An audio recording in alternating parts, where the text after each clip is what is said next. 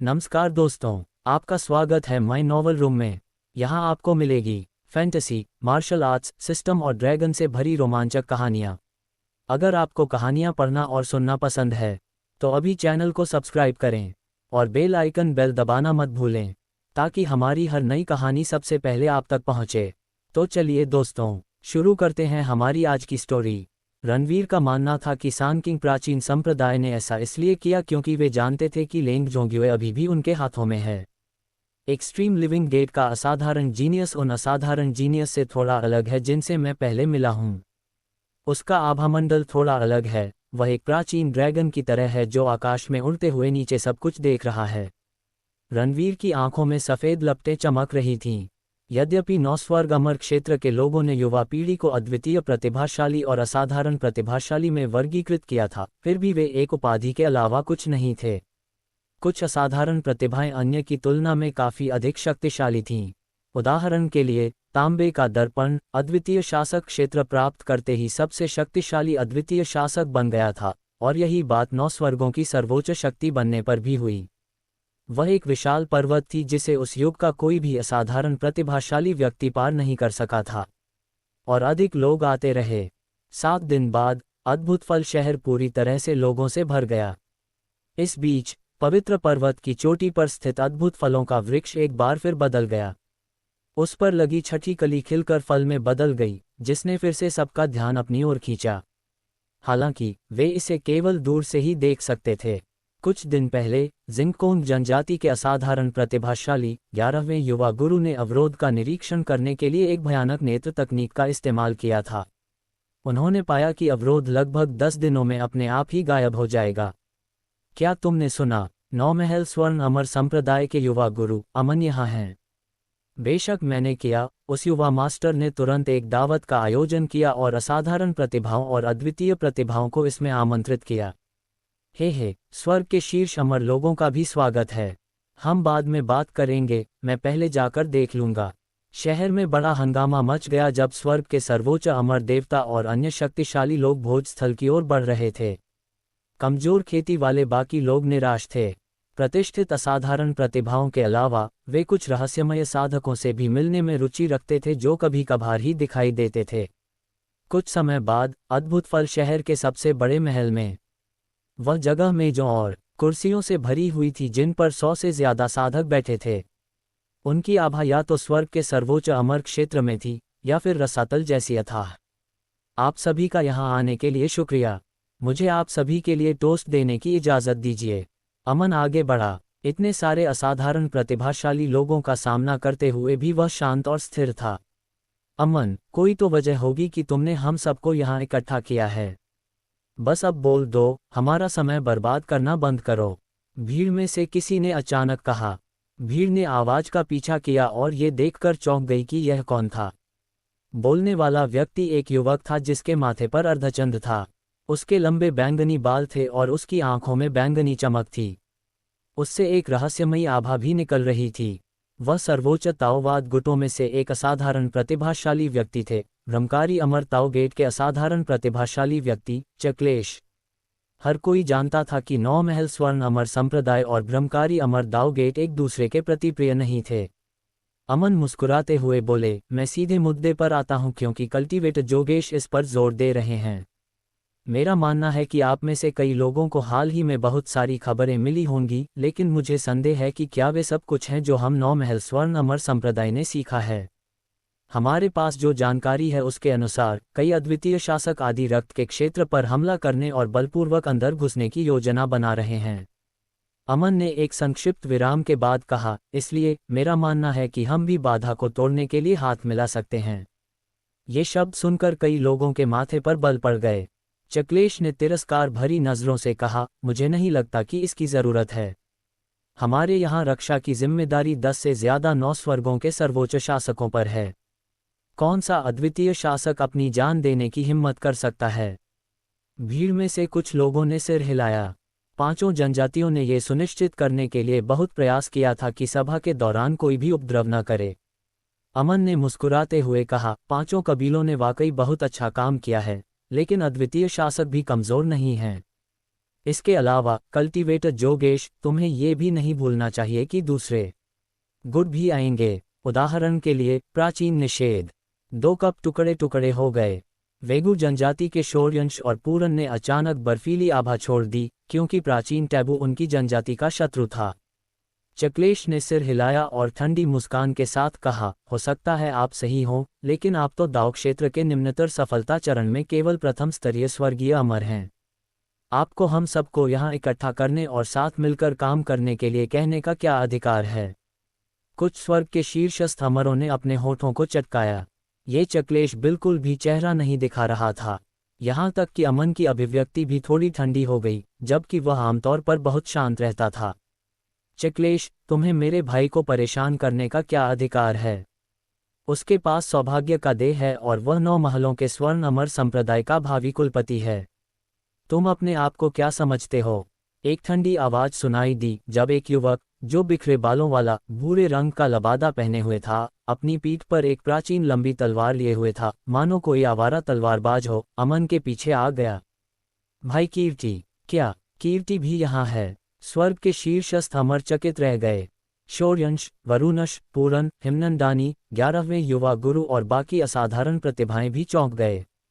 कीर्ति 9 महल स्वर्ण अमर संप्रदाय के कुलपति का पुत्र था, जो 9 महल स्वर्ण अमर संप्रदाय का सबसे प्रतिभाशाली असाधारण प्रतिभाशाली व्यक्ति था। उसने जन्म लेते ही गुरुलोक का प्रतीक एक दुर्लभ घटना को जन्म दिया था। वह स्पष्ट रूप से उनमें से सबसे प्रतिभाशाली असाधारण प्रतिभाशाली व्यक्तियों में से एक था। उन्हें भीड़ के सामने देखना दुर्लभ था। वहां मौजूद कई असाधारण प्रतिभावान लोगों ने पहले सिर्फ उनका नाम ही सुना था। कीर्ति, तो तुम भी यहाँ हो, समय आ गया है। चक्लेश अपने पैरों पर खड़ा हो गया। उसके बैंगनी बाल हवा में लहरा रहे थे और उसने एक भयानक आभा बिखेरी जिससे जमीन हिल गई। 5 साल पहले मैं तुमसे एक करीबी मुकाबले में हार गया था, लेकिन आज मैं तुम्हें हरा दूंगा। उसके शरीर की अमर शक्ति बेचैन हो उठी। वह तुरंत हमला करने की योजना बना रहा था। 9 महल स्वर्ण अमर संप्रदाय ने हमें यहाँ उचित चर्चा के लिए इकट्ठा किया है, फिर भी आप यहाँ झगड़ा भड़काने की कोशिश कर रहे हैं। अगर ऐसा है तो मैं आपका प्रतिद्वंद्वी बनूंगा, एक शांत आवाज ने कहा। छोटे बालों वाला एक युवक, जिसके हाथ पीछे थे, गणेश और एक नकाबपोश महिला के साथ आया। उसके हर कदम से एक भयानक आभा फैलती, मानो कोई महान शासक अपनी दुनिया में लौट आया हो। फनेश्वर, असाधारण प्रतिभाएं, अद्वितीय प्रतिभाएं और स्वर्ग के अमर लोग आश्चर्यचकित थे। चक्लेश की आंखें भी चौड़ी हो गईं। फनेश्वर, एक्सट्रीम लिविंग गेट का सबसे शक्तिशाली असाधारण प्रतिभाशाली व्यक्ति था। कीर्ति के विपरीत, उसने अन्य असाधारण प्रतिभाशाली लोगों को चुनौती देने के लिए कई बार सर्वोच्च ताओवादी गुटों और प्राचीन जनजातियों का दौरा किया था। उसने अब तक एक भी द्वंद्व युद्ध नहीं हारा था। साधक फनेश्वर सही कह रहे हैं। साधक चक्लेश, कृपया अभी यह विचार छोड़ दीजिए। आखिरकार, अगर कुछ अद्वितीय शासक जबरदस्ती घुस आए तो इससे हमारा कोई भला नहीं होगा। हिमनंदानी ने बीच में आकर कहा। उसकी आवाज़ किसी ताजगी भरे झरने जैसी तीखी थी। भीड़ के कानों में ये सुकून और सुकून दे रही थी। अगर खूबसूरत महिला और कल्टीवेटर फनेश्वर ऐसा कहते हैं। कुछ देर बाद चक्लेश ने मुस्कुराते हुए अपनी आभा वापस ले ली। साधक जिनशियान, मुझे यकीन है कि अगर आपने हमें यहाँ इकट्ठा किया है तो 9 महलों के स्वर्ण अमर संप्रदाय ने कोई योजना बनाई होगी। तो फिर आप इसे हमारे साथ क्यों नहीं साझा करते? फनेश्वर ने कीर्ति की ओर देखा और कहा, अगर यह संभव है तो मैं मदद करने को तैयार हूँ। कीर्ति ने आभार व्यक्त किया। उसने शौर्यंश, वरुणश, हिमनंदानी और बाकी असाधारण प्रतिभाओं की ओर देखा। उनकी सहमति देखकर उसने योजना समझानी शुरू की। कुछ घंटों बाद पवित्र पर्वत। रणवीर अमर इरादे को अवशोषित करते हुए एक चट्टान पर बैठ गया। 3 दिन पहले से ही उसने साधकों पर नजर रखना बंद कर दिया था। ज्यादातर लोग जो आने वाले थे आ चुके थे, और जो अंधेरे में छिपे थे उन पर नजर रखने का उसके पास कोई जरिया नहीं था, इसलिए उसे उनकी कोई परवाह नहीं थी। रणवीर को अचानक कुछ महसूस हुआ। उसने युद्ध के दिव्य देवता की अमर आंखों से एक दिशा में देखा। क्या वे बलपूर्वक अवरोध को तोड़ने की तैयारी कर रहे हैं? रणवीर की आंखें आश्चर्य से चमक उठीं। अद्भुत फल नगरी से फूटती ऊर्जा तरंगों को देखते हुए उनका ये प्रयास पिछले प्रयासों से कहीं अधिक शक्तिशाली था। इस बीच ऊर्जा की लहर ने वंडरफुल फ्रूट सिटी के किसानों को आश्चर्यचकित कर दिया। असाधारण प्रतिभाएं आगे बढ़ रही हैं। लगता है इस बार 30 से ज़्यादा असाधारण प्रतिभाएं भाग ले रही हैं। कई अद्वितीय प्रतिभाएं और स्वर्ग के सर्वोच्च अमर भी हैं। इतने प्रभावशाली लोगों के समूह के साथ उन्हें बाधा को तोड़ने में सक्षम होना चाहिए। शहर से 40 से अधिक प्रकाश किरणें आकाश में उड़ती हुई दिखाई दी, जिनका नेतृत्व कोई और नहीं बल्कि कीर्ति कर रहे थे। अमर आत्मा देह, स्वर्ग और पृथ्वी पर शासन करती है। हिमनंदानी एक खूबसूरत परी की तरह आकाश में तैर रही थी।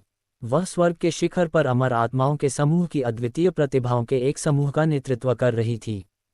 उनके माथे पर अंकित अमर चिन्हों से एक चमकदार चमक निकल रही थी जब वे अपने हाथ आगे बढ़ा रहे थे। इसके बाद स्वर्ग और पृथ्वी की शक्ति कीर्ति और अन्य लोगों पर बरस पड़ी और उन्हें मजबूत बनाया। असीम तारों भरी आंखें, सभी नियमों को पूरी तरह से तोड़ते हुए। आकाश और पृथ्वी की बिजली जैसी आंखें, तेज। 11वें युवा गुरु ने जिंगकोंग जनजाति और बिजली जनजाति के शीर्ष स्वर्गीय अमरों का नेतृत्व किया। उन्होंने अपनी नेत्र तकनीकें सक्रिय की और अवरोध पर अपनी शक्ति का प्रयोग किया। इसने शीघ्र ही अवरोध के केंद्र में एक तारे का प्रतीक बना दिया। रचनात्मक। कीर्ति की पीठ पर रखी प्राचीन तलवार उस समय गूंज उठी जब उसने हाथ से मुहर लगाए।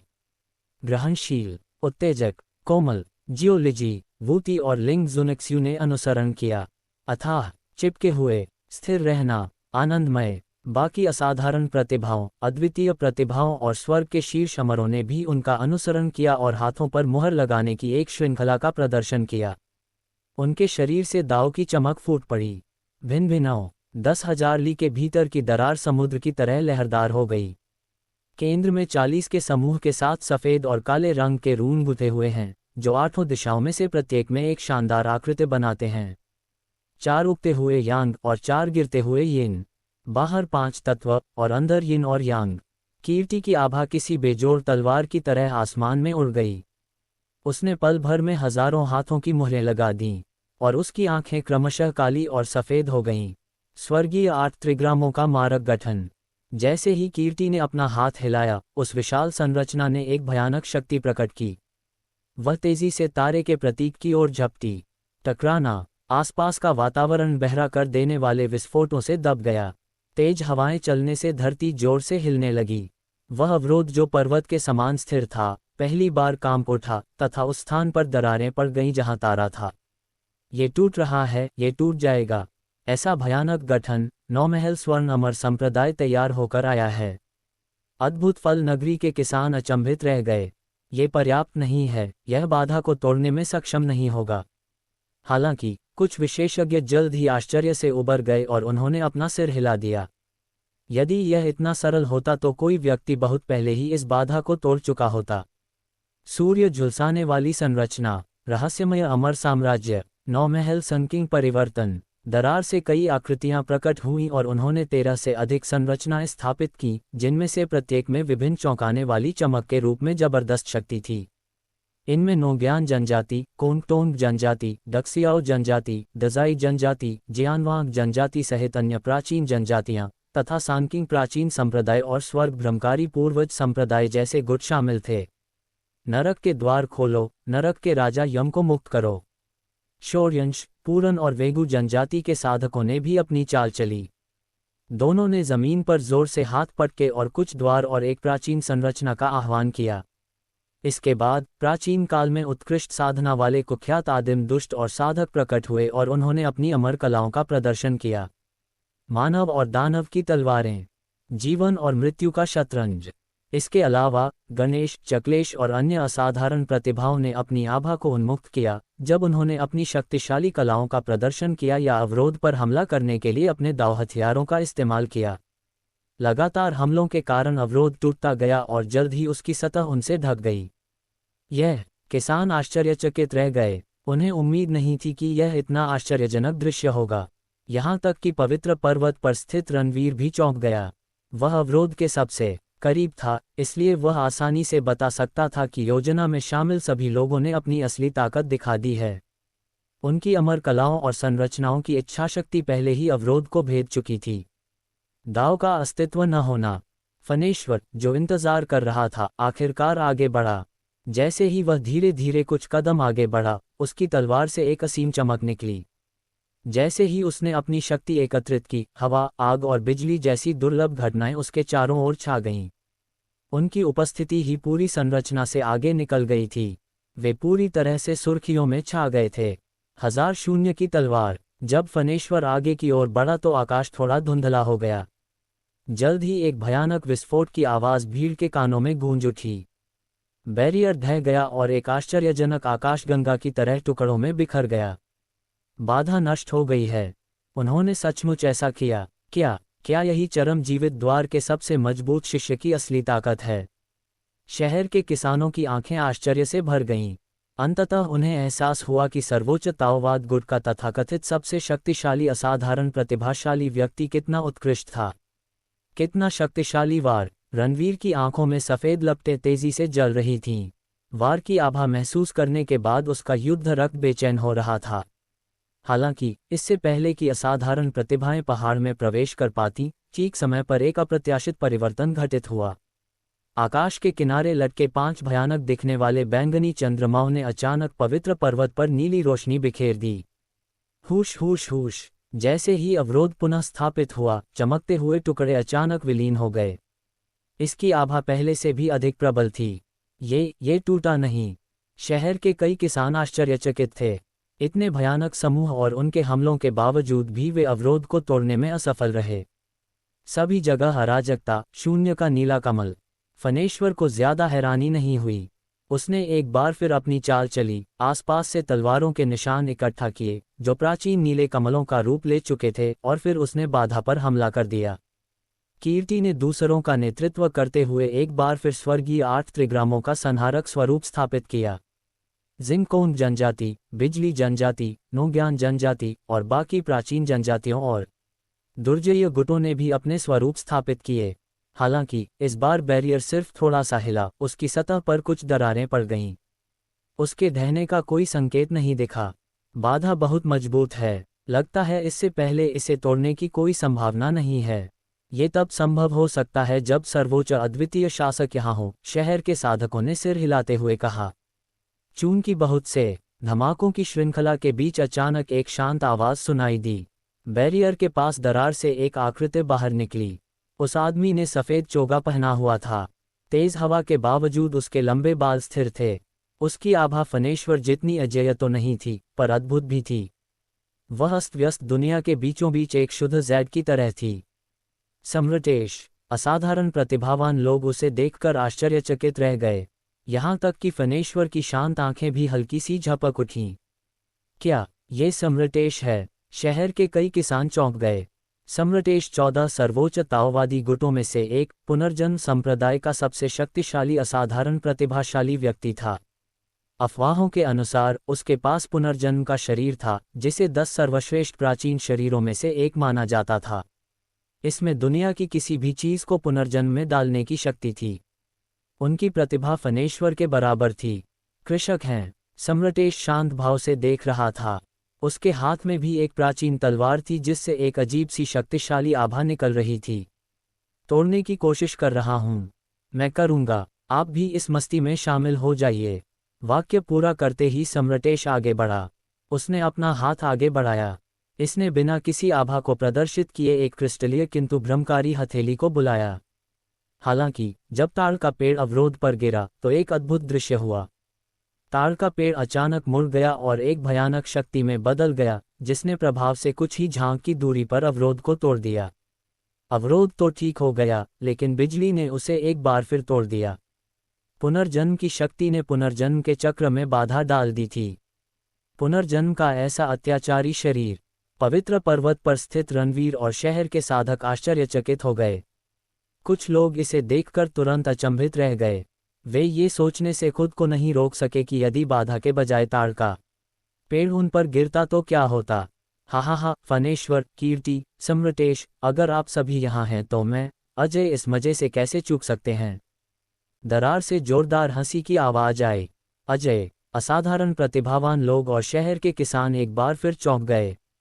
अजय, आकाश विरासत संप्रदाय का सबसे शक्तिशाली असाधारण प्रतिभाशाली व्यक्ति, जो एक और सर्वोच्च ताओवादी गुट है। वह 9 स्वर्गों के अमर क्षेत्र में मुश्किल से ही दिखाई दिया। एक रहस्यमय व्यक्ति जिसने बहुत ही कम सुर्खियां बटोरीं। उन्होंने तुरंत ही बहुत ध्यान आकर्षित कर लिया। भीड़ ने एक गंजे मोटे आदमी को लंबे चोगे में चमकती हुई आंखों से बाहर निकलते देखा। नमस्ते, वो खूबसूरत महिला हिमनंदानी ही होगी। मैं लंबे समय से आपकी प्रशंसक हूँ। आइए और मुझे गले लगाए। अजय ने तुरंत बैरियर पर हमला नहीं किया। उसने हिमनंदानी की तरफ देखा और मुंह में लार निगलते हुए उसकी तरफ दौड़ा। रणवीर, असाधारण प्रतिभाएं और अद्वितीय प्रतिभाएं स्तब्ध रह गईं। अजय का नाम सुनने में भले ही कितना भी दबंग क्यों न लगता हो, उन्हें उम्मीद नहीं थी कि वह एक विकृत गंजा मोटा आदमी होगा। उसका रूप रंग उनकी कल्पना से बिल्कुल अलग था। साधक अजय, कृपया अपना व्यवहार ठीक रखें, वरना मैं आप पर कोई दया नहीं दिखाऊंगा। हिमनंदानी ने ठंडे स्वर में कहा। ठीक है, मैं अपनी मर्जी से काम लूंगा। औरतों को इतना हिंसक नहीं होना चाहिए, लेकिन फिर भी, तुम कितनी खूबसूरत हो, इसे देखते हुए तुम थोड़ी उग्र तो हो ही सकती हो। मैं जल्द ही अमर आत्माओं की जमात में शादी का प्रस्ताव रखने जाऊंगा। तब तक हमारे पास मौज मस्ती करने के लिए बहुत समय होगा। अजय ने अपना हाथ आगे बढ़ाते हुए बुदबुदाया। इससे तुरंत दरार से हजारों प्राचीन रून निकल आए। रून अवरोध से टकराए और भयानक विस्फोट हुए। प्रत्येक रून में एक रहस्यमय इच्छाशक्ति और एक मंद आभा होती थी। ये लोग सचमुच दिखावा करना जानते थे। एक तो एक बार में कुछ शब्द ही बोलता है, जबकि दूसरा अपनी ताकत दिखाने से पहले बदतमीजों जैसा व्यवहार कर रहा था। मैं पूरी तरह ठीक होने के बाद उन्हें जरूर सबक सिखाऊंगा। शहर के एक कोने में काले वस्त्र पहने दो किसानों में से एक ने तिरस्कारपूर्वक कहा। यदि रणवीर यहाँ होते तो उन्हें तुरंत पता चल जाता कि वे 8 दीप्ति दानव सम्राट और देव थे। देव अभी पृथ्वी अमर क्षेत्र के शिखर तक ही पहुंचा था, लेकिन वह जीवन और विनाश की चित्रकला पर भरोसा करके वहां पहुंचने में सफल रहा। सच में, उनकी साधना इतनी साधारण है कि मैं उनसे लड़ने में भी आलसी हूं। देव की पुरानी आदतें कभी नहीं बदलीं। उसने तुरंत ही एक अपमानजनक टिप्पणी करते हुए कहा। अष्टदीप्ति दानव सम्राट ने आंखें घुमाईं। कुछ सोचते हुए उसने आह भरी। उसने कहा, चलो, यह मौका बच्चों के लिए छोड़ देते हैं। हम जल्द ही जा रहे हैं। वह जाने को तैयार नहीं था। वह ताओ क्षेत्र की पूर्ण अवस्था प्राप्त करने से बस एक कदम दूर था, लेकिन इतने प्रतिभाशाली साधकों के साथ वह कैसे प्रतिस्पर्धा कर सकता था। वह हार मानने की सोच रहा था। काश रणवीर यहाँ होता। वह सोचने से खुद को रोक नहीं पाया। उस आदमी के व्यक्तित्व को जानते हुए वह जरूर दूसरों को बेपरवाही से चुनौती देगा। फिर वे उसके पीछे पीछे हमला करने के मौके की ताक में बैठे रहेंगे। जब सब लोग बैरियर पर हमला कर रहे लोगों पर ध्यान केंद्रित कर रहे थे, शौर्यंश और पूरन ने अचानक अपने हमले रोक दिए। दोनों एक ही दिशा में घूरने लगे। प्राचीन वर्जनाओं के गुलामों, तुम कब तक इंतजार करोगे? ये शब्द सुनकर किसान चौंक गए। प्राचीन निषेध ने भी किसी को भेजा था। वेंगू जनजाति के लोग, आप हमेशा की तरह परेशान कर रहे हैं। एक भयावह आवाज ने कहा। थोड़ी ही दूर पर लगभग 5 झांग ऊंचे 10 आकृतियां दिखाई दीं। वे बेजान कंकाल थे, जो ढीले काले वस्त्र पहने हुए सफेद रोशनी में लिपटे हुए थे। प्राचीन वर्जित ने सचमुच किसी को यहाँ भेजा था। उनकी आभा विचित्र है। वे निर्जीव प्रतीत होते हैं, फिर भी उनमें मृतकों की कोई उपस्थिति नहीं है, मानो वे अभी भी जीवित हों। रणवीर ने कठोर भाव धारण किया। स्थिति उनकी उम्मीदों से थोड़ी अलग थी। जब तुम जीवित थे तब तुम सम्मानीय थे, फिर भी तुमने अपनी गरिमा को दरकिनार कर दिया। कितना दयनीय है, शौर्यंश ने तिरस्कारपूर्वक कहा। इसके अलावा क्या प्राचीन वर्जना हमें कम नहीं आंक रही है, अगर उसने आप में से कुछ लोगों को ही यहाँ भेजा है? इससे पहले कि वह अपनी बात पूरी कर पाता, हंसी का एक जोरदार विस्फोट हुआ। वेंगू जनजाति के 2 बच्चे, दिखाओ कि तुम्हारे पास क्या है। उसके पीछे एक रक्तवर्ण आकृति अचानक दरार से बाहर निकली। उसका मांसल ऊपरी शरीर जख्मों से ढका हुआ था। उसकी कमर पर किसी जानवर की खाल लिपटी हुई थी, जबकि उसका आधा चेहरा काली जंजीरों से ढका हुआ था। उसके शरीर से एक प्रबल हत्या का भाव फूट पड़ा और आसमान में उड़ गया। उसके हाथ शौर्यंश और पूरन पर घातक पंजों की तरह घूम रहे थे। जोगेश, तुमने प्राचीन निषेध का पक्ष लिया है। शौर्यंश, पूरन और कुछ असाधारण प्रतिभाशाली लोग दंग रह गए। जोगेश एक मास्टर लोक साधक का शिष्य था, एक गुटविहीन असाधारण प्रतिभा। उसके शरीर में एक रहस्यमयी वस्तु थी। वह कभी कभी खुद पर नियंत्रण खो देता था और आसपास के सभी लोगों को मार डालता था। प्राचीन टैबू मुझे उनका साथ देने के लिए कैसे मना सकते हैं? मैं तो बस प्राचीन टैबू की योजना से संतुष्ट हूँ। 10 साल से ज्यादा हो गए हैं जब मैंने आखिरी बार किसी असाधारण प्रतिभा का खून चखा था। हा हा हा। जोगेश जोर से हंस पड़ा। उसकी हंसी से साधकों की रीढ़ में सिहरन दौड़ गई। वह आदमी बहुत ही बर्बर था। प्राचीन वर्जनाएं भी शामिल हैं और जोगेश भी यहाँ है। ये काफी दिलचस्प होता जा रहा है। वरिष्ठ भाई, हम अब और इंतजार नहीं कर सकते। अगर हम यहीं रुके रहे तो कीर्ति अपनी असली ताकत दिखाने की जहमत नहीं उठाएगा। शहर के सुदूर कोनों और महलों के अंदर के कमरों में असाधारण पृष्ठभूमि वाले कुछ किसान चौंक गए। ठीक है, चलो बाहर चलें। उन्होंने तुरंत अपनी आभा बिखेरी और रंग बिरंगी किरणों के रूप में पवित्र पर्वत की ओर बढ़े। उन्होंने अवरोध पर शक्तिशाली हमले किए। ये आकाश ताइहुआन संप्रदाय के लोग हैं। शिन्युवान जनजाति और दाए जनजाति भी यहाँ हैं। शहर के किसान चिल्ला उठे। यहाँ तक कि रणवीर भी हैरान रह गया। वह जानता था कि कुछ गुट शायद पर्दे के पीछे छिपकर अंततः लाभ उठाने की योजना बना रहे हैं, लेकिन उसने यह नहीं सोचा था कि उनमें से बहुत से गुट वास्तव में पीछे हटकर धैर्यपूर्वक प्रतीक्षा कर रहे हैं। बैंग बैंग बैंग, बहरा कर देने वाले विस्फोटों की एक श्रृंखला हुई। पवित्र पर्वत को चकाचौंध कर देने वाली दाव चमक ने निगल लिया। यदि कोई व्यक्ति जो यह नहीं जानता कि क्या हो रहा है, ये देख लेता, तो वह यह मान लेता कि दो शक्तिशाली गुट एक दूसरे के साथ युद्ध कर रहे हैं। लगभग सभी लोग यहाँ हैं। कल्टीवेटर जिनजियान, मुझे लगता है कि अब समय आ गया है, फनेश्वर ने शांति से अपने आसपास का नज़ारा लेते हुए कहा। अभी नहीं, यह अवरोध 5 बैंगनी चंद्रमाओं से मंत्रमुग्ध है। अगर हम एक ही बार में पूरा अवरोध नहीं तोड़ेंगे तो हमें कोई फायदा नहीं होगा। कीर्ति ने दृढ़ता से असहमति जताई। हे, इस बाधा को तोड़ने में काफी समय लगेगा। ठीक है, मैं भी मदद कर दूंगा। दरार से एक अजीब सी हंसी की आवाज आई। एक पीला चेहरा लिए एक युवक अपनी पीठ पर हल्के लाल रंग का एक पुराना ताबूत उठाए बैरियर से कुछ ही दूरी पर दिखाई दिया। रोशन, तुम्हारे जैसा एक राक्षस यहाँ भी है। अजय हैरान रह गया। उसकी आंखें घृणा से चमक उठीं। उसके अलावा कीर्ति, सम्रटेश, फनेश्वर और बाकी असाधारण प्रतिभाओं के चेहरे पर भी निराशा के भाव थे। उनकी आंखें भी घृणा से भरी थीं। रोशन एक दानव राजा का पुत्र था। वह भी एक असाधारण प्रतिभाशाली व्यक्ति था, एक दुष्ट चालाक व्यक्ति जिसे असाधारण प्रतिभाशाली लोगों की लाशों से बहुत लगाव था। मैं ऐसी सभा से कैसे चूक सकता हूँ? स्वर्गीय दानव की कला। रोशन को भीड़ की प्रतिक्रिया से कोई फर्क नहीं पड़ा। उसने अपना पतला हाथ जोर से हवा में लहराया। उसकी पीठ पर रखे रक्त लाल ताबूत से अचानक एक असीम मृत्यु सी आभा निकली जो आसमान में उड़ गई। सिर्फ 3 सेकंड में मौत का आभामंडल उस जगह पर मृतकों का साम्राज्य स्थापित कर गया। वातावरण अचानक ठंडा हो गया। इसने चंद्रमा से आने वाली बैंगनी चांदनी के आधे हिस्से को ढक लिया। पवित्र पर्वत को घेरे हुए अवरोध कांप उठा।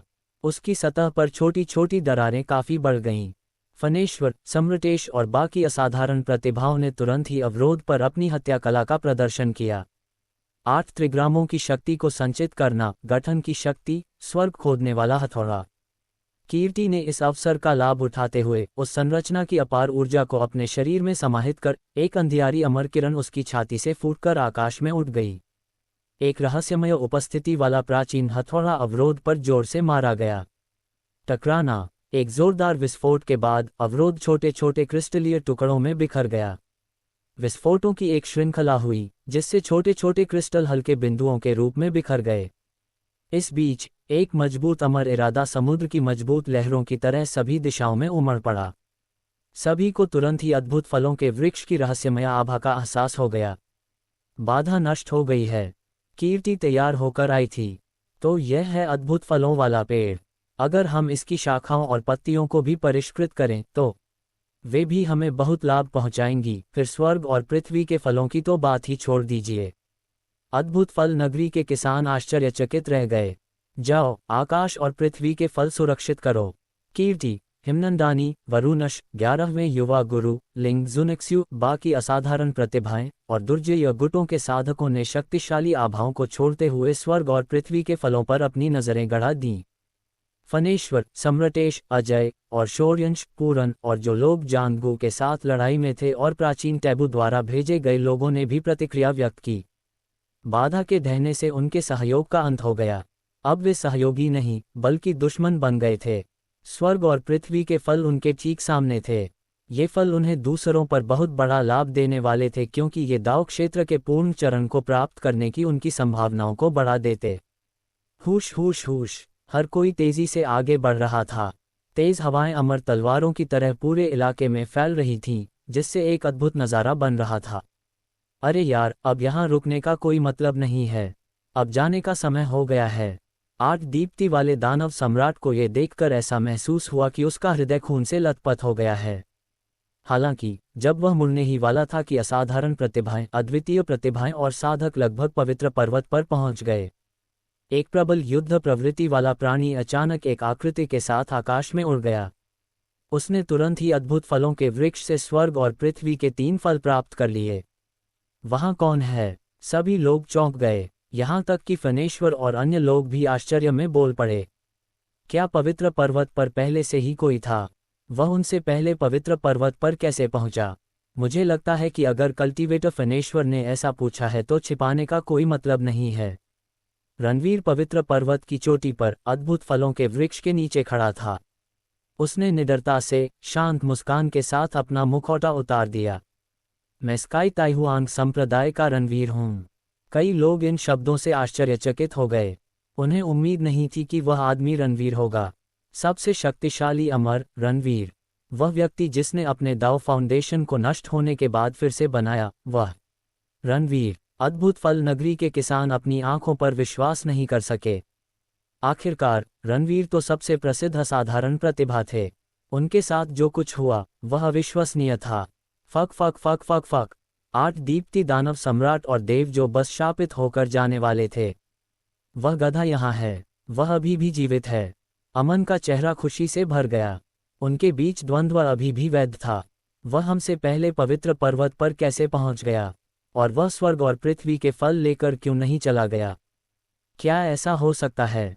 हिमनंदानी के दिमाग में अचानक एक विचार आया जो अमर आत्माओं की जनजाति के बाकी सदस्यों के साथ था। उसे लगता रहा कि अद्भुत फलों के पेड़ में कुछ गड़बड़ है। जब उसने रणवीर को यहाँ देखा तो उसे और भी शक हुआ। रणवीर, एक बुजुर्ग ने एक बार मुझसे कहा था कि तुम्हारी प्रतिभा महारानी के बराबर है। यहाँ से काम पूरा होने के बाद मैं तुम्हें द्वंद्व युद्ध के लिए चुनौती दूंगा। मुझे उम्मीद है कि तुम मुझे निराश नहीं करोगे। फनेश्वर ने अद्भुत फल के पेड़ की ओर सीधे जाने से पहले रणवीर की ओर विचारपूर्वक देखा। सम्रटेश और कीर्ति ने बिना एक शब्द कहे पीछा किया। धिक्कार है, वह कितना बेशर्म था जो पहले आगे बढ़ गया। अजय ने तुरंत प्रतिक्रिया व्यक्त की और वह भी उसके पीछे चला गया। यद्यपि रणवीर ने 3 फल ले लिए थे, फिर भी अद्भुत फल के वृक्ष पर 4 फल अभी भी बचे हुए थे। सबसे महत्वपूर्ण बात यह थी कि उन्हें रणवीर से निपटने की कोई आवश्यकता नहीं थी, क्योंकि बाकी असाधारण प्रतिभाशाली लोग उसे कभी जाने नहीं देंगे। हाँ, कल्टीवेटर रणवीर, आप वाकई हैरान कर देने वाले हैं। हमारा द्वंद्व अभी खत्म नहीं हुआ है। चलो आज इसे जारी रखते हैं। वेगु जनजाति के पूरन और नोग्यान जनजाति के वरुणश की नजरें रणवीर पर टिकी थीं। रणवीर, अनेश कहाँ है? गणेश ने जानलेवा घुराघुराहट की। उसके बगल में खड़े सांकिंग प्राचीन संप्रदाय के असाधारण प्रतिभाशाली और अद्वितीय प्रतिभाशाली लोगों की आंखें भी ठंडी चमक से चमक उठीं। तुम स्वर्ग और पृथ्वी के 3 फल अकेले लेने की हिम्मत कैसे करोगे? क्या तुम लापरवाह नहीं हो? दिखाओ मुझे तुम्हारे पास क्या है। मायावी अमर दाव द्वार के चक्लेश ने ठंडी मुस्कान दी। हिमनंदानी ने एक शब्द भी नहीं कहा, लेकिन उसकी नजरें भी रणवीर पर टिकी थीं। ठीक समय पर दाव झटकेदार कृपाण कला।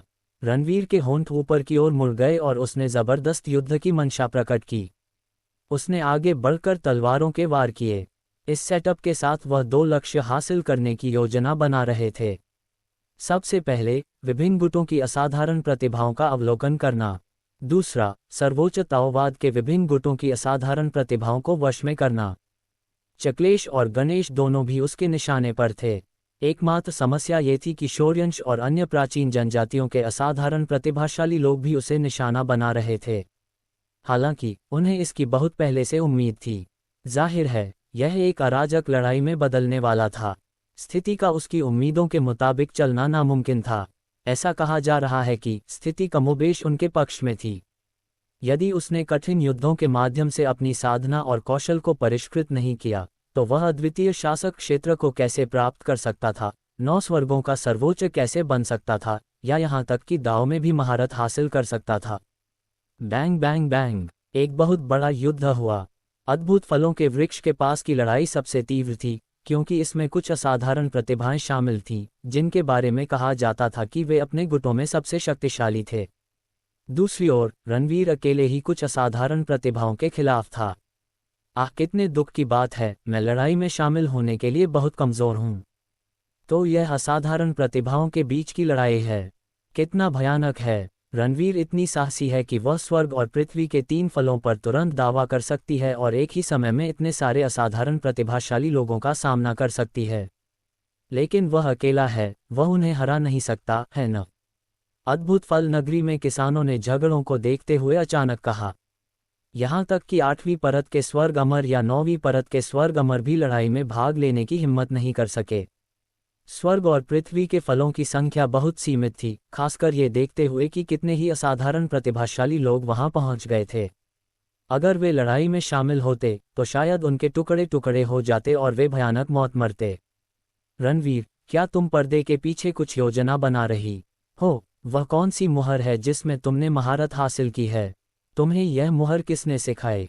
अब जब तुम घिरी हुई हो, अगर मैं पूरी ताकत से तुमसे लड़ूं तो भी तुम यहाँ से बिना किसी निशान के नहीं जा पाओगी। हिमनंदानी की आवाज़ रणवीर के दिमाग में गूंज रही थी। वह उसे खुलेआम धमका रही थी। रणवीर ने उसकी बिल्कुल भी परवाह नहीं की। वह एक अजगर में बदल गया और आसमान में उड़ गया। वरुणश और चक्लेश ने तुरंत उसका पीछा किया और उसे दोनों तरफ से घेर लिया। रणवीर ने तुरंत अपने आसपास के क्षेत्र में दाव पिघलने वाली अमर ज्वालाएं छोड़ दीं। वह प्रतिकूल स्थिति में हो सकता है जब उसे घेर लिया गया हो, जैसा कि हिमनंदानी ने उल्लेख किया था। हालांकि यह उस तरह की लड़ाई थी जिसका वह इंतजार कर रहा था। तस्क तस्क, कल्टीवेटर रणवीर, हम एक शर्त पर आपकी मदद कर सकते हैं, आप क्या सोचते हैं? एक भयानक आवाज़ हंसी की तरह फूट पड़ी। यह उन कंकालों में से एक था जो प्राचीन टैबू द्वारा यहाँ भेजे गए थे। चले जाओ। रणवीर की आंखें ठंडी चमक उठीं। उसकी बात पूरी होने से पहले ही युद्ध दाव अमर पांडुलिपि और आकाश ताइहुआन के धर्मग्रंथों ने अपनी शक्ति का परिचय देते हुए बिना किसी दया के आगे की ओर मुक्का मारा। प्राचीन टैबू को उसका शत्रु बनना तय था, इसलिए रणवीर का उनके साथ समझौता करने का कोई इरादा नहीं था। आप कंकालों को यह उम्मीद नहीं थी कि रणवीर उनके प्रति इतना शत्रुतापूर्ण होगा। हम वेंगू जनजाति के शौर्यंश और गुजियाओयाओ ने भौहें चढ़ा दीं। क्या रणवीर भी प्राचीन वर्जना के खिलाफ द्वेष रखता था? रणवीर, तुम छोटी सी शैतान, तुमने हमें क्यों नहीं बताया कि तुम भी यहाँ आ रही हो? 8 दीप्ति दानव सम्राट और देव कुछ ही समय में रणवीर पहुंच गए। रणवीर चौंक गया। उसने तुरंत अपने विचार व्यक्त किए, तुरंत चले जाओ, मैं तुम्हारी रक्षा नहीं कर पाऊंगा। 8 दीप्ति वाले दानव सम्राट ने आंखें घुमाईं और कहा, हमें नीचा मत समझो। तुम मुझे क्या समझते हो? क्या तुम्हें लगता है कि ये स्वर्गीय अमर मुझे नुकसान पहुंचा सकते हैं? ज़ियाओ लियांग, चलो इन कमीनों को दिखाते हैं कि हमारे पास क्या है। 8 दीप्ति दानव सम्राट और देव ने अपनी शक्ति का प्रदर्शन किया, क्योंकि एक प्राचीन कब्र का पत्थर और प्राचीन आभा के साथ एक अजीब पेंटिंग दिखाई दी। नामहीन कब्र की पट्टिका। पूरन हैरान रह गया। जीवन और विनाश की पेंटिंग। क्या ये हमारे गुट की सबसे मूल्यवान कलाकृतियों में से एक नहीं है? चक्लेश का चेहरा अविश्वास से भर गया। रणवीर की आंखें आश्चर्य से चमक उठीं। उसने उम्मीद नहीं की थी कि वे दोनों कलाकृतियों को इतने प्रभावशाली ढंग से परिष्कृत कर देंगे। उन्हें एक असाधारण प्रतिभा को हराने में संघर्ष करना पड़ सकता है, लेकिन उन्हें खुद की देखभाल करने में कोई परेशानी नहीं होगी। हम रणवीर, चक्लेश, वरुणश और असाधारण प्रतिभाओं ने अपनी नज़र अद्भुत फल के पेड़ की ओर घुमाई क्योंकि उन्हें कुछ महसूस हुआ। फनेश्वर, कीर्ति, अजय और अन्य लोगों ने भी लड़ना बंद कर दिया। उन्होंने देखा कि स्वर्ग और पृथ्वी का छठा फल पेड़ पर आकार ले रहा है। 7वीं कली भी जोर से हिली और अविश्वसनीय गति से फल में बदल गई। इस प्रक्रिया में 2 सांसों से भी कम समय लगा। ये कैसे हो सकता है? रणवीर की आंखें चौड़ी हो गईं। उसने अद्भुत फलों के वृक्ष का पालन पोषण किया था, इसलिए वह अच्छी तरह जानता था कि स्वर्ग और पृथ्वी के प्रत्येक फल को पैदा होने में कितना समय लगेगा। इसके बाद अद्भुत फल के वृक्ष में जबरदस्त परिवर्तन आया।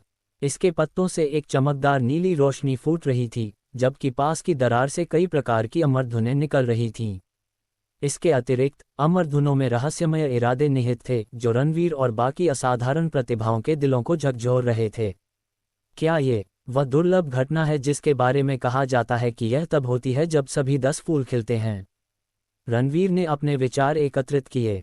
डूम ने बताया कि जब अद्भुत फल का वृक्ष स्वर्ग और पृथ्वी का 10वां फल देगा तो कुछ अविश्वसनीय घटित होगा। हालांकि उन्होंने इसे गंभीरता से नहीं लिया क्योंकि डूम इसके बारे में अनिश्चित था। टकराना। अद्भुत फल के वृक्ष के ऊपर की दरार अचानक टुकड़ों में टूट गई। तीव्र वर्षा की तरह अंतराल से चकाचौंध कर देने वाली अमर किरणें बरस रही थीं, जो पवित्र पर्वत के हर कोने में अपनी भव्य आभा के साथ उतर रही थीं। इन अमर किरणों में तलवारें, कृपाण, भाले, ताबीज, गोलियां और बहुत कुछ शामिल था। प्राचीन तलवारें, शरद ऋतु की ठंड और लाल रंग का पतझड़। क्या ये आकाश परिवर्तन कृपाण, आकाश परिवर्तन सर्वोच्च का नेटल दाव हथियार नहीं है? क्या ये लुओफू जनजाति के 13 लाल तावीज नहीं है जिनका अस्तित्व समाप्त हो गया है? और ये प्राकृतिक संसाधन जिन्हें 5 अजूबों के रूप में वर्णित किया गया है। ये क्या हो रहा है? शौर्यंश और पूरन ने चारों ओर देखते हुए हौंफते हुए कहा। अन्य लोग भी उनकी बातों से आश्चर्यचकित थे। लगभग 1000 अमर किरणें आकाश से उतर रही थीं। क्या वे सब किसी बहुमूल्य खजाने का हिस्सा थीं? देखो, अद्भुत फलों का पेड़ कुछ पोषित कर रहा है, एक किसान ने अचानक चिल्लाकर दूसरों का ध्यान खींचा। उन्होंने तने के बीच में एक रहस्यमयी प्रतीक उभरता हुआ देखा। ये प्रतीक आसपास के वातावरण में व्याप्त प्रबल अमर भावना को अपने में समाहित कर रहा था। इससे एक ऐसी प्रचंड आभा फैल रही थी जिसने वृक्ष पर स्वर्ग और पृथ्वी के फलों की उपस्थिति को दबा दिया। अद्भुत फलों वाले इस पेड़ के बारे में अफवाहें हैं कि जब इसमें 10 फल लगेंगे तो कुछ अविश्वसनीय घटित होगा। हम यहाँ जो देख रहे हैं वह बिल्कुल वैसा ही लग रहा है। रोशन, जो लड़ाई में भाग नहीं लेती थी, अचानक एक भयानक मुस्कुराहट के साथ बोली। 10 फल। भीड़ चौंक गई। यदि पेड़ पर 10 फल लगे थे तो उन्हें केवल 7 ही क्यों दिखाई दिए? यदि उसमें केवल 7 फल थे तो अचानक इतनी सारी मूल्यवान लूट क्यों हुई? अन्य लोगों की नज़रें तुरंत रणवीर पर टिक गईं, क्योंकि वह पवित्र पर्वत पर पहुंचने वाला पहला व्यक्ति था। मुझे अंदाजा भी नहीं, मैं तो तुम सबसे बस एक कदम आगे था। वरना मैं तो स्वर्ग और धरती के सारे फल ले लेता, रणवीर ने सिर हिलाकर कहा। उसका चेहरा न तो लाल हुआ, नहीं उसका दिल तेजी से धड़का। ये बात तो सही है। अजय ने सोच समझकर सिर हिलाया। वह जल्दी से स्वर्ग और पृथ्वी के बचे हुए 4 फलों की ओर बढ़ा। उसे इस बात की परवाह नहीं थी कि वहां 10 फूल हैं या कोई अनोखी घटना घट रही है।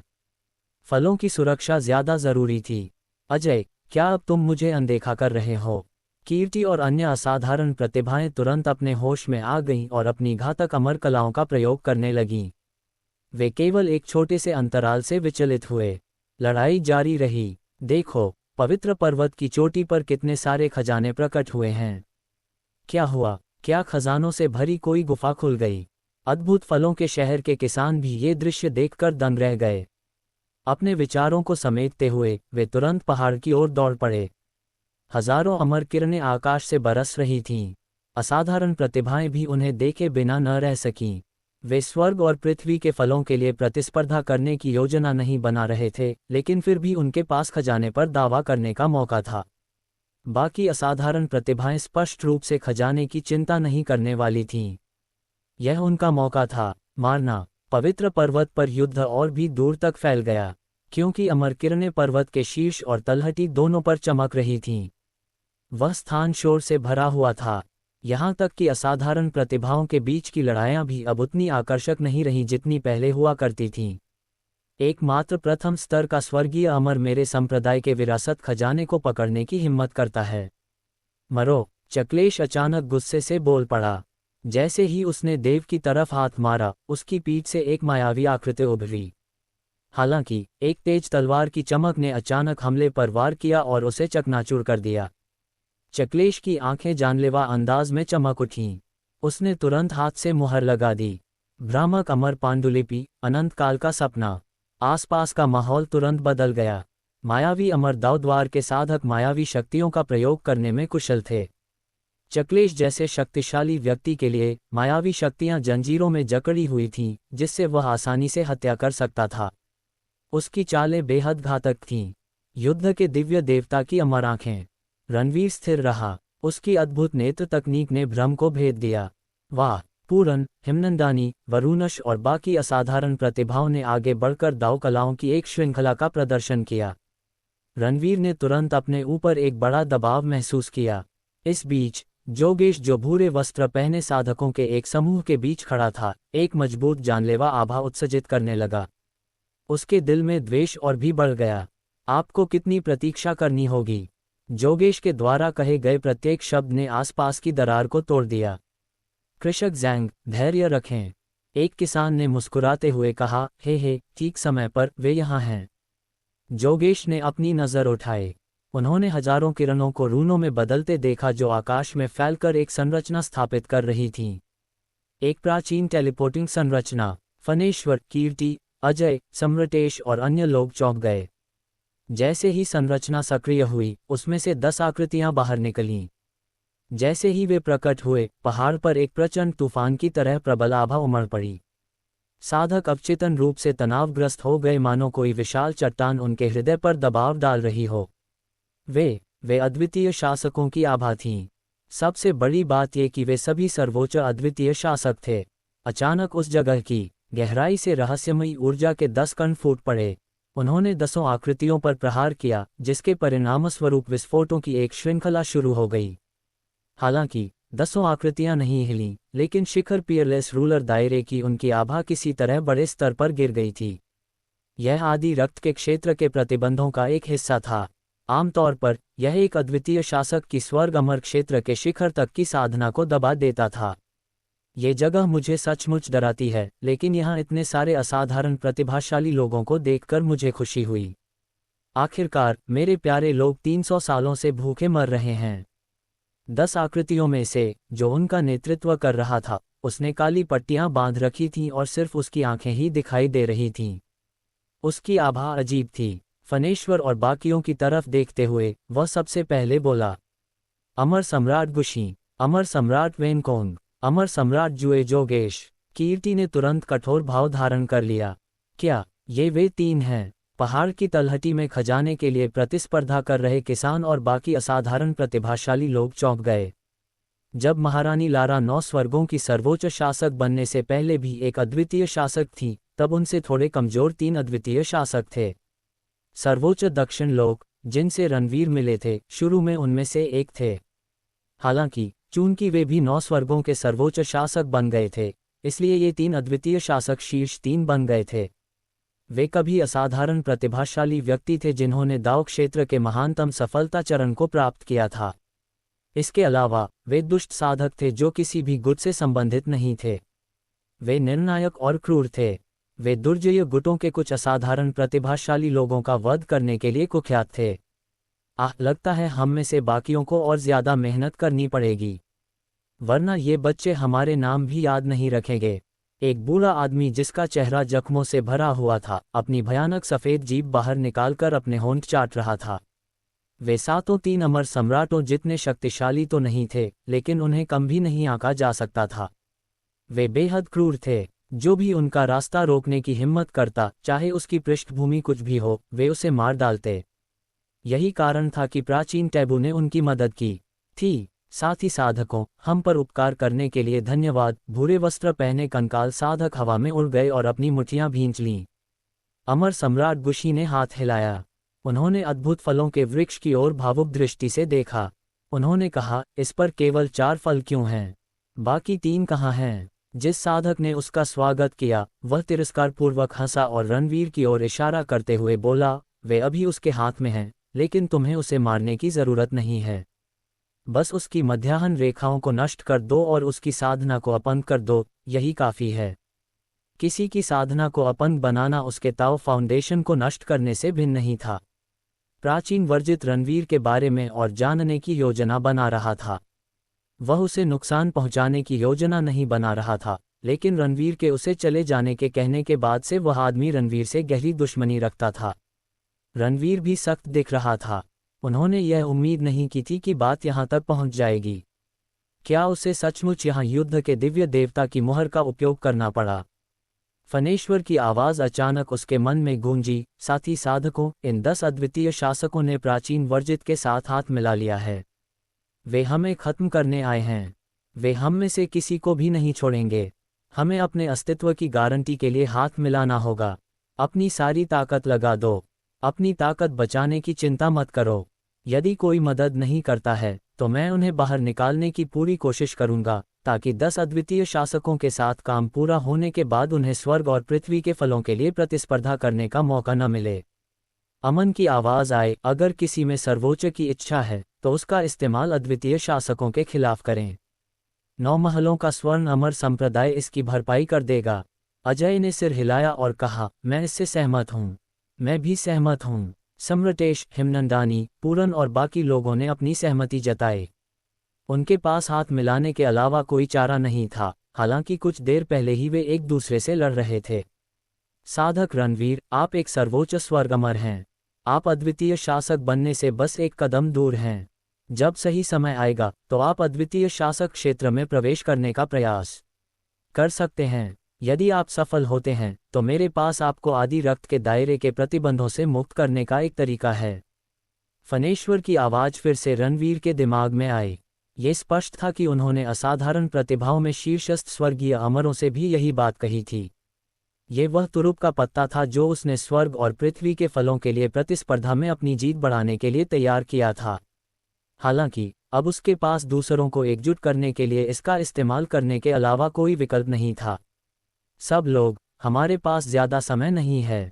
चलो, बकवास बंद करो और पहले इन असाधारण प्रतिभाओं से निपट लो। स्वर्ग और पृथ्वी के फल हम बाद में आपस में बांट लेंगे, अमरगुशी ने कहा। उसने तुरंत ही एक भयानक आभा उत्पन्न की, जिससे पास की दरार टूट गई। एक विशाल मायावी हाथ आगे बढ़ा और रणवीर को पकड़ लिया। अमर सम्राट वेनकोंग, अमर सम्राट ज्यूजोंग और शेष अद्वितीय शासकों ने अपनी आभा को प्रकट करने से पहले मुस्कुराकर असाधारण प्रतिभाओं पर घातक प्रहार किए। पहाड़ के नीचे के किसान चौंक गए। आखिरकार, अद्वितीय शासक स्वर्ग के सर्वोच्च अमरों से कहीं अधिक शक्तिशाली थे, और यह भी नहीं कि ये कोई साधारण अद्वितीय शासक भी नहीं थे। उनकी साधना केवल अद्वितीय शासक क्षेत्र के उच्चतर स्तर तक सीमित थी। परमेश्वर की इच्छा। सम्राटेश, अजय, हिमनंदानी, पूरन, वरुणश और 11वें गुरु ने सबसे पहले हमला किया। उन्होंने अपने हाथ इधर उधर घुमाए, जिससे पूरे पहाड़ पर 6 भयानक आभाएं फैल गईं। पहाड़ जोर जोर से हिलने लगा। 6 भव्य आकृतियां अपनी आंखों में ठंडी निगाहें लिए उभरीं। अमर सम्राट वेनकोंग, अमर सम्राट जुए जोगेश और अद्वितीय शासकों की आंखें चौड़ी हो गईं। हालांकि उन्होंने जल्दी से अपनी मुहरें लगा दी, क्योंकि वे इसके लिए पहले से ही तैयार थे। इस बीच रणवीर बहुत दबाव में था। उसके बाल खड़े होकर हवा में बेतहाशा उड़ रहे थे। उसकी कृपाण तीव्र युद्ध भावना से जोर जोर से गूंज रही थी। वह युद्ध के दिव्य देवता की मुहर का इस्तेमाल केवल अंतिम उपाय के रूप में ही करेगा। उसने अभी अपनी शक्ति से लड़ने का फैसला किया। हालांकि उसके आगे बढ़ने से ठीक पहले एक आकृति अचानक उसके सामने आ खड़ी हुई। वह फनेश्वर थी, सभी संसारों के स्वामी। फनेश्वर ने एक अजीब सी हस्तमुद्रा की। उसके शरीर की अमर शक्ति तेजी से कम हो गई और उसकी पीठ से एक भव्य आकृति उभरी। जिस क्षण ये प्रकट हुआ, सर्वोच्च इच्छा, अद्वितीय शासक और असाधारण प्रतिभाएं तुरंत अपनी चमक खो बैठीं। ऐसा लग रहा था मानो वह आकृति ही एकमात्र अस्तित्व है। क्या है? रणवीर ने अपने विचार व्यक्त किए। कितना भयानक आंकड़ा है। पहाड़ की तलहटी में मौजूद किसान चौंक गए। इसने 9 स्वर्गों के सर्वोच्च तेज को भी दबा दिया। इसकी साधना का स्तर क्या था? हाँ, इतनी जल्दी इसका इस्तेमाल कर रहे हो। जैसे ही जोगेश फनेश्वर से कुछ ही दूरी पर पहुंचा, हंसी का एक विस्फोट हुआ। वह भी एक अजीब सी हस्तमुद्रा कर रहा था। दरार से एक और शानदार आकृति भी प्रकट हुई। फनेश्वर द्वारा बुलाई गई आकृति के विपरीत, यह आकृति किसी प्राचीन तानाशाह की तरह खूनी लाल चमक और जानलेवा आभा बिखेर रही थी। ओह, मुझे नहीं लगा था कि ये अफवाहें सच हैं। आठ दीप्ति दानव सम्राट ने अचानक कहा। क्या है? रणवीर ने अपने विचार व्यक्त किए। उसने पहले ही देख लिया था कि फनेश्वर और झांगबू द्वारा बुलाई गई दोनों आकृतियां 9 स्वर्गों के सर्वोच्च क्षेत्र को पार कर चुकी थीं। हालांकि दोनों आकृतियों की आभाएं बहुत विचित्र थीं। वे इच्छाशक्ति की एक किरण जैसी लगती थीं, फिर भी वे अलग थीं। उनकी शक्ति भी परमपिता परमात्मा की इच्छाशक्ति से थोड़ी कमजोर थी।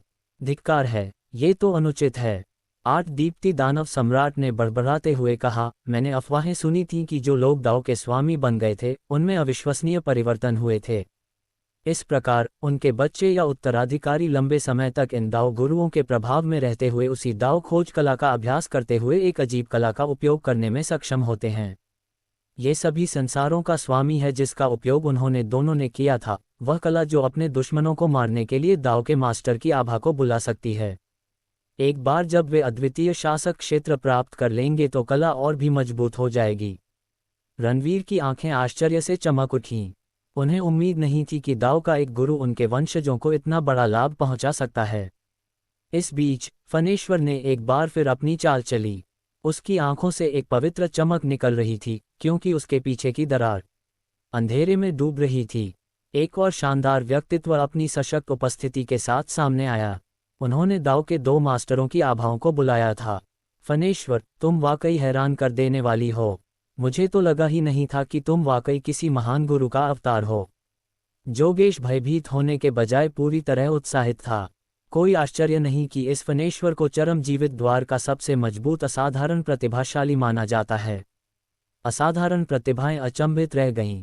दाव के एक गुरु का पुनर्जन्म, ये कितना महत्वपूर्ण था। यदि फणेश्वर अपने पिछले जीवन की स्मृति को जागृत कर सके तो वह आसानी से दाव का मास्टर भी बन सकता है। इस बीच असाधारण प्रतिभाओं और अद्वितीय शासकों के बीच युद्ध तेज हो गया था। असाधारण प्रतिभाएं अपना सब कुछ झोंक रही थीं। तरह तरह की अमर किरणें आकाश में उड़ रही थीं। रोशन अकेला ऐसा व्यक्ति था जिसने युद्ध में भाग नहीं लिया। वह बस दूर खड़ा होकर युद्ध देख रहा था। ये असाधारण प्रतिभाएं वास्तव में बहुत प्रभावशाली हैं। रुको, रणवीर को अचानक कुछ याद आया। अष्टम दीप्ति दानव सम्राट ने भी अपने पैर पर थप्पड़ मारा और अचानक बोला, रणवीर, क्या तुम पांचवें अमर के उत्तराधिकारी नहीं हो? क्या तुमने उनकी ताव साधना की कला का अभ्यास नहीं किया? रणवीर ने सिर हिलाया। उसकी आंखों में आग की लपटें भड़क उठीं। उसने युद्ध दाव अमर पांडुलिपि का अभ्यास किया था और लंबे समय तक युद्ध के दिव्य देवता की आभा के प्रभाव में भी रहा था। उसने उनके शरीर का दावा भी किया था, जिसका अर्थ था कि उसने सभी लोगों के स्वामी का उपयोग करने की सभी आवश्यकताओं को पूरा कर लिया था। फणेश्वर, क्या मैं सभी संसारों के भगवान का उपयोग कर सकता हूं भले ही वह व्यक्ति गिर गया हो? रणवीर ने जल्दी से अपने विचार प्रेषित किए।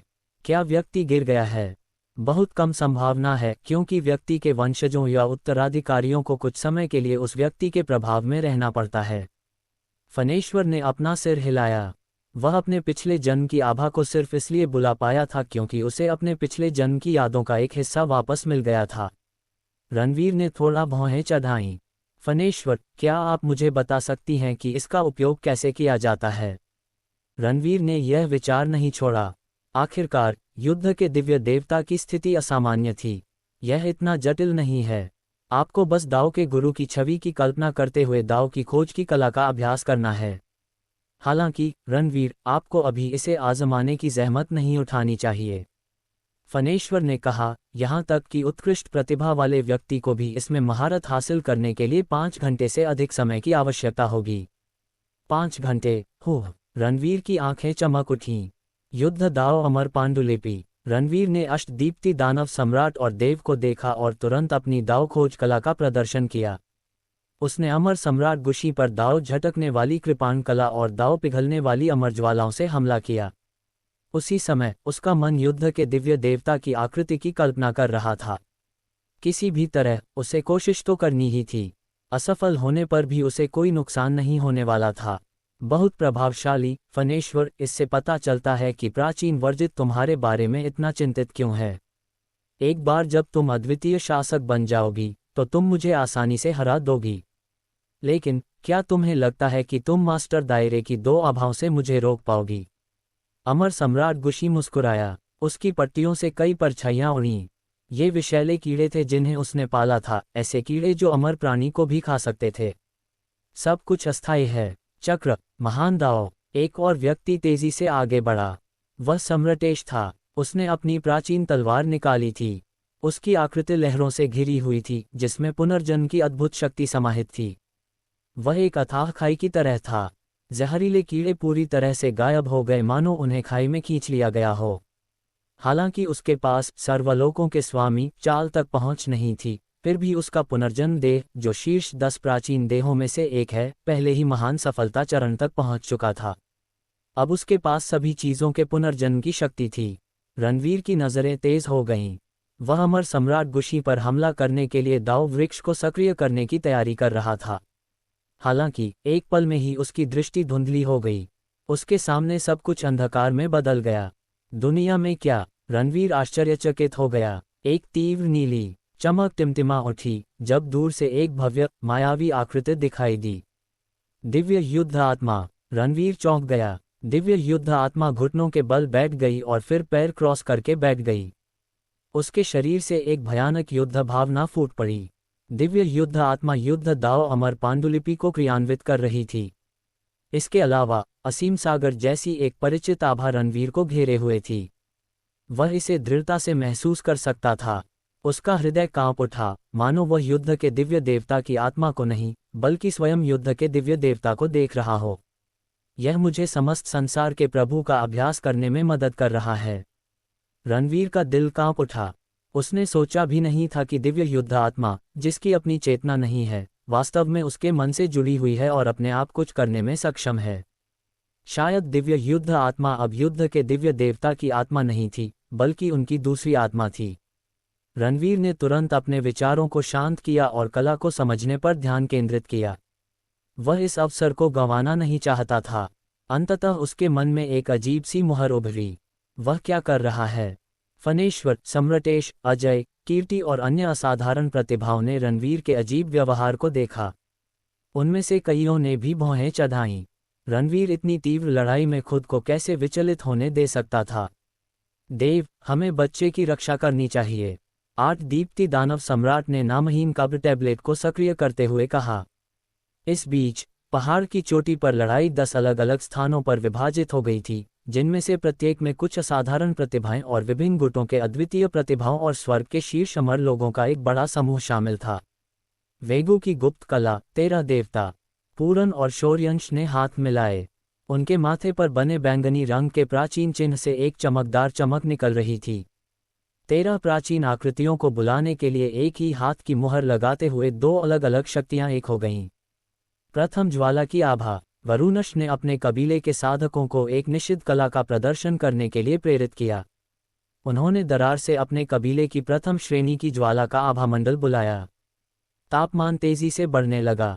मैं संसार का शून्य हूँ, अमर आत्मा हमारे पास आए। हिमनंदानी ने अपने हाथ ऐसे हिलाए जैसे कोई अमर चमक में डूबी हुई एक सुंदर परी हो। उसके शरीर से एक रहस्यमयी ऊर्जा निकली जिसने स्वर्ग और पृथ्वी की शक्तियों को दिशा दी। असाधारण प्रतिभाओं ने अपने तुरुप के पत्ते इस्तेमाल किए और अविश्वसनीय शक्ति का प्रदर्शन किया। पहाड़ के नीचे उन्हें देख रहे साधक अचंभित रह गए। हालांकि असाधारण प्रतिभाएं अभी भी खुद को प्रतिकूल स्थिति में पाती हैं। 10 अद्वितीय शासक 10 प्राचीन पर्वतों के समान थे। साधक उनके विरुद्ध मात्र चींटियां थे। वे अपनी शक्ति का उपयोग करते हुए भी पर्वतों को जरा सा भी हिलाने के लिए संघर्ष कर रहे थे। पीड़ा की चीख सुनाई दी। जिंगकोन जनजाति के 11वें गुरु ने अमर सम्राट वेनकोन के हाथों अपना दाहिना हाथ खो दिया। हवा में हल्का नीला खून बिखर गया। इसके अलावा तलवारों के वार उसके शरीर में घुस गए और उसकी अमर शक्ति को विषैले सांपों की तरह फाड़ डाला। दूसरी ओर दाजाई जनजाति के वूती भी गंभीर रूप से घायल थे। यानदाओ जनजाति के लिंग जुनशुए का सबसे बुरा हाल था। उनकी छाती में छेद हो गया था। उनकी जान तेजी से जा रही थी। इस हालत में जब तक 5 कबीलों के अद्वितीय शासक यहाँ नहीं आ जाते तब तक हमारे टिकने की कोई संभावना नहीं है। क्या हमें भाग जाना चाहिए? वह लिंग जुनिक्स्यू दिखने में बहुत सुंदर है, शायद मुझे उसे रास्ते में ही पकड़ लेना चाहिए। अजय ने स्थिति का अवलोकन करने के लिए अपने चारों ओर देखा। रोशन, जो पास ही खड़ा था, आंखें सिकुड़कर देखने लगा। उसने अपनी अमर शक्ति का प्रयोग शुरू कर दिया। उसकी पीठ पर रखा ताबूत भिनभिनाने लगा। यदि कोई असाधारण प्रतिभाशाली व्यक्ति मारा गया हो तो उसे प्राचीन टैबू के लोगों से पहले उनकी लाशों को सुरक्षित करना होगा। तोड़ना। पूरन और वरुणश ने जोरदार दहाड़ लगाए। उनके शरीर से एक जबरदस्त आभा फूट पड़ी और आसमान में उड़ गई। वे पहले ही 6 एकता निषिद्ध भूमि में स्वर्ग अमर क्षेत्र के शिखर पर पहुंच चुके थे। उन्होंने भाग्य वृद्धि फल भी प्राप्त कर लिए थे। युद्ध के दबाव ने भी सफलता प्राप्त करने में मदद की थी। मात्र अद्वितीय शासक मेरा मार्ग कैसे रोक सकते हैं? कीर्ति की आभा आसमान छूने लगी क्योंकि उसके शरीर में अमर शक्ति बेचैन हो गई। असीम कानून, पुनर्जन्म के बारे में। शून्य, स्वर्ग। सम्राटेश जहरीले कीड़ों के सामने डटकर खड़ा था। उसकी आंखों में रून उभर आए और उसकी आभा रहस्यमयी हो गई। उन्होंने भी अपनी सफलता के लिए आवश्यक शर्तें पूरी कर ली थीं। हा, जैसी कि असाधारण प्रतिभाओं से अपेक्षा की जाती है, इन परिस्थितियों में अद्वितीय शासक क्षेत्र में प्रवेश करने का प्रयास। प्राचीन वर्जित के साधक जोर से हंस पड़े। ये स्पष्ट रूप से उनके पक्ष में था, क्योंकि अपवाद प्रतिभाओं को अद्वितीय शासक क्षेत्र तक पहुंचने के लिए कुछ समय की आवश्यकता होगी।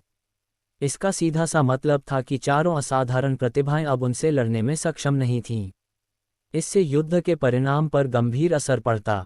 सम्राटेश, क्या तुम सचमुच मेरे सामने अद्वितीय शासक क्षेत्र में घुसने के बारे में सोच रहे हो? अमर सम्राट गुशी की आंखें और भी बर्फीली हो गईं। उन्होंने अपने हाथ की पट्टियां फाड़ दी, जिससे उनकी हथेली काली पड़ गई। महान विष का दाव, आकाश को चीरते हुए राक्षस कीड़े। अमर सम्राट गुशी ने आगे बढ़कर उसे पकड़ लिया। फनेश्वर ने तुरंत सम्राटेश की रक्षा के लिए दाव के एक गुरु की इच्छाशक्ति का आह्वान किया, लेकिन एक अजीब दृश्य घटित हुआ। हाथ जबरदस्ती उस शानदार आकृति में घुस गए। उनका निशाना सम्राटेश का दिल था। सम्राटेश का शरीर तनावग्रस्त हो गया। उसकी आभा जोर से हिल गई। वह इस पूरी प्रक्रिया के दौरान विचलित होने का जोखिम नहीं उठा सकता था। अगर वह अभी इस प्रक्रिया में बाधा डालता और जवाबी कार्रवाई करता, तो उसे पता नहीं था कि अगले मौके के लिए उसे कितनी देर इंतजार करना पड़ेगा। सम्राटेश, अपनी सफलता पर ध्यान दो, बाकी मुझ पर छोड़ दो, एक शांत आवाज ने कहा। रणवीर की आंखें अचानक खुल गईं। उसकी नजरें तेज हो गईं। विनाश ताइहुआंग युद्ध कृपाण। एक चमकदार कृपाण की चमक आसमान में उठी और हाथों को टुकड़ों में तोड़ दिया। सम्राटेश को बहुत राहत मिली। इसका मतलब यह नहीं था कि उसे रणवीर पर भरोसा था, लेकिन वह इस दुर्लभ अवसर को छोड़ने को तैयार नहीं था। यह उनके लिए स्थिति बदलने का एकमात्र मौका था। ये जोखिम उठाने लायक था। इतनी भयानक कृपाण, इसने मेरे पंजे तोड़ डाले। बदकिस्मती से, सिर्फ तुम जैसे लोगों के साथ। अमर सम्राट गुशी चौंके, लेकिन जल्द ही उन्होंने एक खोखली हंसी निकाली। हालांकि वाक्य पूरा होने से पहले ही उसकी आंखें चौड़ी हो गईं। रणवीर अचानक एक भयानक आभा के साथ उसके ऊपर प्रकट हुआ। दाव के वृक्ष दबाओ। एक चमकदार चमक के बाद एक विशाल वृक्ष, जिसमें एक अलौकिक शक्ति थी, उसके ऊपर गिर पड़ा। रहस्यमय सुनहरी मिट्टी कीट। अमर सम्राट गुशी बोले। अनगिनत कीड़े तुरंत पट्टियों से निकलकर बिना कोई जगह छोड़े उनके चारों ओर लिपट गए। टकराना। एक बड़े विस्फोट के बाद अमर सम्राट गुशी तीर की तरह उड़ गया और पहाड़ पर जोर से जा गिरा। ऐसी अद्भुत ताकत।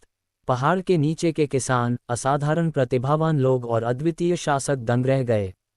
उन्होंने उम्मीद नहीं की थी कि रणवीर का हमला इतना शक्तिशाली होगा। तो ये थी सबसे शक्तिशाली अमर की ताकत। वेनकोंग तलवार शास्त्र। स्वर्ण बुद्ध का विनाश का ताड़। इस बीच अमर सम्राट वेनकोंग और एक अन्य अद्वितीय शासक ने रणवीर पर एक जबरदस्त तलवार का प्रहार किया और बोधि चमक से घिरा एक विशाल हथेली का प्रहार किया। बकवास। अष्टदीप्ति दानव सम्राट और देव भयभीत हो गए। वे तुरंत अपनी जान बचाने के लिए भाग गए। फनेश्वर ने जोगेश से लड़ते हुए दाव खोज की 2 कलाएं सक्रिय कर दीं। उसका शरीर जल्द ही चकाचौंध कर देने वाली दाव चमक में डूब गया। दाव की चरम जीवंत गौरवशाली कला। फनेश्वर ने अपना बायां हाथ आगे बढ़ाया और दाव सीकिंग की 2 कलाओं को मिलाकर तलवार की मंशा से घातक हमला किया। ताइहुआंग युद्ध ड्रैगन आकाश में उड़ रहा है। रणवीर ने दाव का पेड़ वापस खींच लिया। वह एक विशाल अजगर में बदल गया और अपने पंजे घुमाने लगा। Bang bang bang. सभी दिशाओं में एक महान शक्ति उमड़ पड़ी। वे दोनों पियरलेस रूलर्स के हमलों को नाकाम करने में कामयाब रहे, तथा इस प्रक्रिया के दौरान उन्हें कुछ दर्जन कदम पीछे भी धकेल दिया गया। उस कमीने रणवीर ने वास्तव में मुझे चोट पहुंचाई है। अमर सम्राट गुशी की ठंडी आवाज नीचे से गूंजी। शाबाश, तुमने मुझे सफलतापूर्वक क्रोधित कर दिया है। जन्मजात अमर कीट, विषैले कीड़ों का राजा। एक सुनहरा कीट, जो हथेली के आकार का था और काले काले शल्कों से ढका हुआ था, हवा में उड़ गया। आसपास का तापमान काफी गिर गया। असाधारण प्रतिभावान लोग और कुछ अद्वितीय शासक एक भयानक आभा को महसूस करके चौंक गए। 3 अमर सम्राटों से घिरा हुआ। पहाड़ के नीचे के किसान अचंभित रह गए। उनका मुकाबला 3 अद्वितीय शासकों से था और यह भी उल्लेखनीय है कि उनमें से 2 को सबसे शक्तिशाली अद्वितीय शासकों में से एक माना जाता था। फनेश्वर, क्या तुम जोगेश और अमर सम्राट वेनकोन को संभाल सकती हो? रणवीर ने सख्ती से कहा। ये शब्द सुनकर अन्य लोग चौंक गए। क्या रणवीर अकेले ही 2 अमर सम्राटों का सामना करने की सोच रहा था? क्या वह पागल हो गया था? यदि आप चुनौती लेने का साहस कर सकते हैं तो मैं क्यों नहीं? फनेश्वर कुछ देर के लिए चौंका। उसकी आभा फिर से जाग उठी और उसने अमर सम्राट वेनकोन पर हमला करने के लिए 3 प्राचीन दाव हथियार बुला लिए। रणवीर, तुम अपनी मौत को दावत दे रही हो। तीसरे अमर सम्राट ने ठंडी हंसी। उसने अपनी हथेली आगे बढ़ा दी। आकाश कदम झटका। रणवीर तुरंत अपनी जगह से गायब हो गया। हालांकि जैसे ही वह फिर से दिखाई दिया, विषैले कीड़ों के राजा और ताड़ ने अपनी दिशा बदल दी और फिर से उस पर हमला कर दिया। वे पहले ही रणवीर की एक जगह से दूसरी जगह जाने की अनोखी क्षमता देख चुके थे, इसलिए उन्होंने अपने हमलों को भी उसी के अनुसार ढाल लिया था। सही समय पर रणवीर के पास पीछे हटने और एक बार फिर दाव वृक्ष को बुलाने के अलावा कोई विकल्प नहीं था। 2 जोरदार धमाकों के बाद दाव का पेड़ बस थोड़ा सा हिला। हमलों को सहते हुए वह डिग रहा। हालांकि अभी अंत नहीं हुआ था। अमर सम्राट गुशी द्वारा बुलाए गए विषैले कीड़ों ने एक रहस्यमयी मुट्ठी का रूप ले लिया। दूसरे अमर सम्राट का आकार एक उग्र योद्धा सेवक में बदल गया और फिर दाव वृक्ष पर हमला कर दिया। मरना। अमर सम्राट गुशी की आंखें ठंडी चमक उठीं। उसने अपने हमलों में अपनी पूरी ताकत लगा दी थी। वह रहस्यमयी पेड़ बहुत ही अजीब था। जैसे ही उसकी नज़र उस पर पड़ी, उसे डर लगने लगा। हालांकि रणवीर की आंखों में घबराहट का कोई संकेत नहीं दिखा। उन्होंने दाव वृक्ष को मुक्त करने के बाद एक हस्तमुहर पूरी कर ली थी।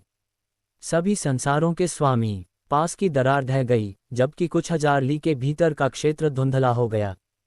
तुम कला का भी इस्तेमाल कर सकते हो, लेकिन इससे क्या फर्क पड़ेगा? हो सकता है वह पेड़ से भी कमजोर हो। अमर सम्राट गुशी की आंखें तिरस्कार से चमक उठीं। ये कला छोटे स्तर पर अद्वितीय शासकों के विरुद्ध उपयोगी हो सकती है, लेकिन अब वह बड़े स्तर पर एक अद्वितीय शासक था। हालांकि इससे पहले कि वह अपनी बात पूरी कर पाता, उसने और अन्य अमर सम्राट ने कुछ विचित्र बात देखी।